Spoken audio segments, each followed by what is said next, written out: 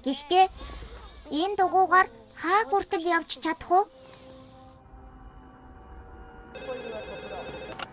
Хүүхэд үү? Хүн тус бүр 1000 вон хийж 100 саяыг цуглуул. 7 хоногийн дотор ард түмэн тус бүр 1000 вон цуглуулад явуулаарай. Гэхдээ 100 сая хүрэхгүй бол хүүхдийг хөнөх болно. Нийт ард түмний эсрэг үйлдсэн учир битүүлэг хүүхэд барьцаалсан хэрэг. Мөнгө цуглуулж байгаа данс нь халамжийн төв хандивын дац гэж байна. Энэ хүүхдийг харж үзсэн үү? Миний буруу. Хүчирхийлэл үйлдэгч эцэг их. Удаа хугацаанд үйлдэгдсэн хүчирхийлэл улмар ганц хоёр гэж бодож байна. Аха, надад ганц хоногийн хугацаа өгч. Бид хэний талд орох ёстой вэ?